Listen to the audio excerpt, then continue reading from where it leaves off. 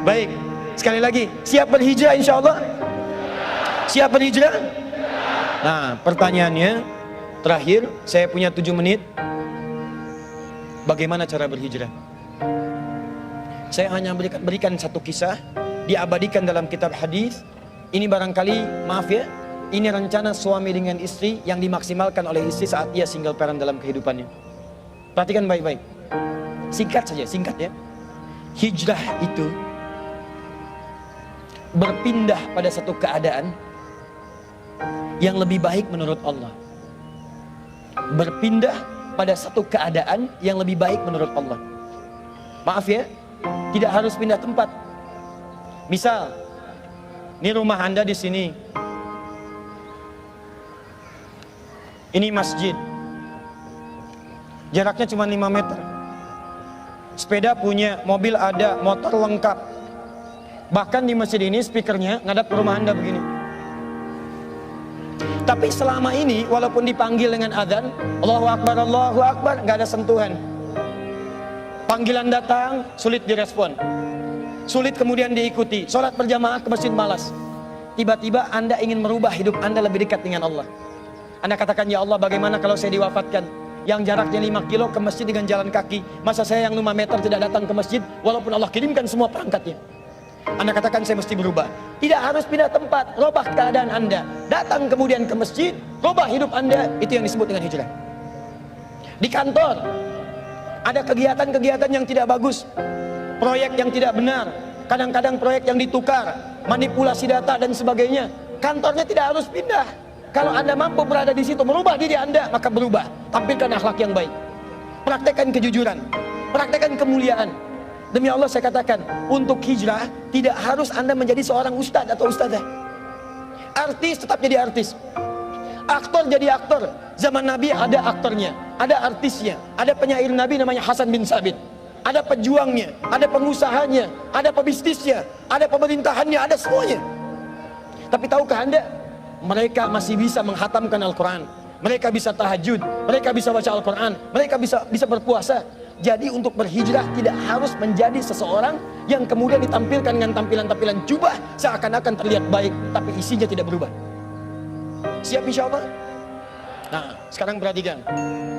Pertama, pulang ke rumah. Kalau hijrahnya ingin mudah, Anda mesti kompak dulu satu keluarga. Satu tekad yang sama. Cara paling cepat, ngobrol dengan suami, katakan, renungkan, bangun di malam hari, bahwa satu saat Anda akan wafat. Dan bayangkan, apakah Anda sudi diwafatkan dalam keadaan seperti ini yang belum baik? Setelah Anda tergerak untuk berubah, baru kemudian bikin visi ke depan. Ini pernah direncanakan oleh suami istri di masa lalu, dituliskan di dalam kitab yang sangat populer. Persoalannya, begitu ibunya mengandung, istrinya mengandung, lahir anaknya, usia 2 tahun, maaf, mereka punya rencana. Anak ini insya Allah kita akan didik jadi lebih baik, keluarga kita lebih baik, anak ini akan jadi ulama. Qadarullah usia 2 tahun, ayahnya meninggal. Ini kisah nyata. Ibunya ingat, saya tetap pertahankan untuk berubah, jadi lebih baik. Walaupun ayah tidak ada, saya single parent. Saya rawat anak ini sebaik-baik. Usia 4 tahun, anak ini, maaf ya, terkena penyakit buta permanen. Hijrah tidak akan sepi dengan ujian. Suami meninggal, single parent, anaknya kemudian buta permanen. Apa yang dilakukan oleh ibunya?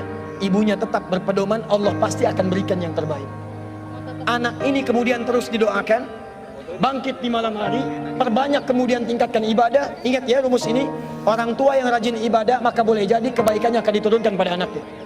Ibunya yang berdoa, anaknya yang mendapatkan bagiannya. Matanya buta tapi diganti oleh Allah dengan ingatan yang luar biasa.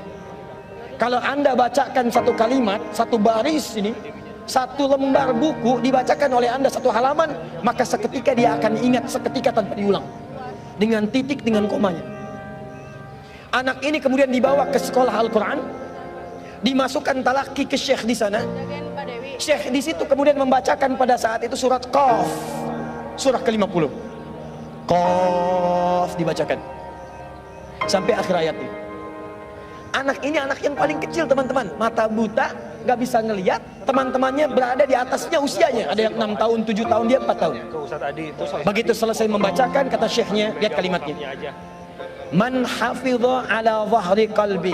Siapa yang hafal apa yang tadi saya bacakan, hafalan di dalam kepalanya, bukan di luar kepala.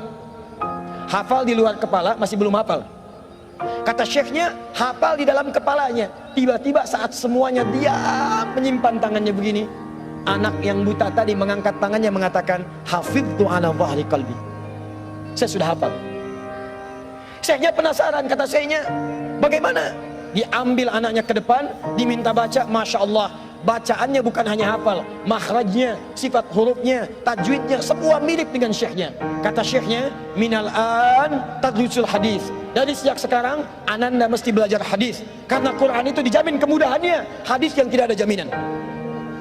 Anak ini secara singkat, tinggal 1 menit, pulang ke rumahnya, diantar oleh asisten rumah tangga ibu tadi.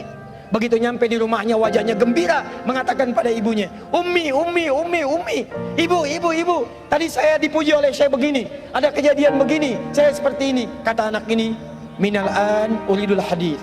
Ma, sekarang saya pengen belajar hadis. Kata ibunya, ya bunayya iktafi bil Quran. Anakku sayang, kamu punya keterbatasan, supaya kamu nggak capek sekarang Quran dulu, baru setelah itu hadis. Kata anaknya, lah, dia percaya pada gurunya, dia percaya pada keyakinannya. Dia katakan, ma, saya pengen belajar hadis. Dia tinggalkan ibunya sambil meraba jalan begini ke kamarnya. Perhatikan baik-baik. Begitu ibunya melihat, ingat kemudian dengan suaminya, ingat tentang rencana mereka, ingat tentang mereka punya rencana masuk surga bersama-sama. Teman-teman, ibunya langsung masuk ke dalam kamar. Dia bentangkan sajadahnya di mihrabnya, dia salat 2 rakaat, dia bermohon kepada Allah. Saat sujud itulah dia tumpahkan segala keinginannya. Perhatikan kalimatnya. Rahasianya ada di Quran surah ke-17 ayat 110 sampai dengan 111, paling kanan sebelah atas. Ya Allah yal basir, yalladzi ala kulli syai'in qadir, a'id basirat abni. Saya mau akhiri. Ketika tumpah air matanya dia katakan, ya Allah yang maha melihat, mohon kembalikan penglihatan anak saya. Yal basir, yalladzi ala kulli syai'in qadir, a'id basirat abni. Begitu mengatakan kalimat itu capek ketiduran. Kemudian pada saat itulah anaknya sedang mengulang surat Qaf di kamarnya.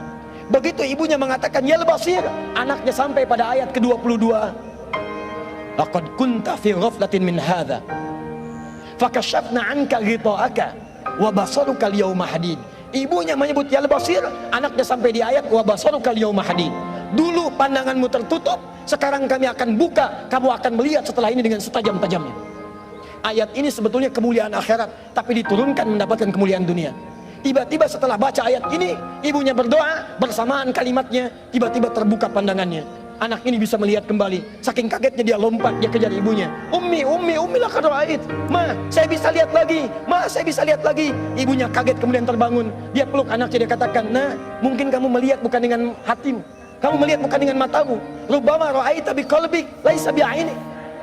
Mungkin bukan matamu tapi hatimu. Waktu habis. Kisah belum selesai. Tinggal 1 menit. Boleh 1 menit? Lihat sini. Kata anaknya, mah, saya melihat dengan mata saya. Ini mama pakai baju ini. Di sekitar kita ada benda-benda ini. Allahu Akbar. Ibunya kemudian yakin anak itu bisa melihat. Dipeluklah anaknya. Keduanya kemudian menangis, dan ibunya sejak saat itu yakin bahwa anak ini punya kemuliaan besar di masa depan. Maka disekolahkanlah kemudian tempat-tempat terbaik, belajar hadis terbaik, diingat segalanya, cepat luar biasa. Anak ini kemudian dikenal dengan luar biasa di masa depan. Nama anak ini adalah Muhammad. Bapaknya yang meninggal namanya Ismail, kakeknya namanya Ibrahim, kakek buyutnya Al-Mughirah, eyang buyutnya Al-Bardizbah. Tinggal di kecamatan Ju'fah, di Kabupaten Bukhara, Provinsi Khorasan, negara Uzbekistan sekarang. Kelak di kemudian hari, dia dikenal dengan nama daerahnya Bukhara, dengan Al-Bukhari. Itulah kisah Imam Al-Bukhari. 2 orang suami istri yang bersiap merubah hidupnya, diturunkan pada anaknya, dan kemuliaan itu diraih. Saya yakin kalau Anda berhijrah malam ini, boleh jadi yang hafal Quran, mungkin anaknya, mungkin cucunya, mungkin turunan-turunan Anda. Tapi ketahuilah, ketika Anda punya peran di dalamnya, maka surga akan disiapkan untuk semua Anda satu keluarga besar.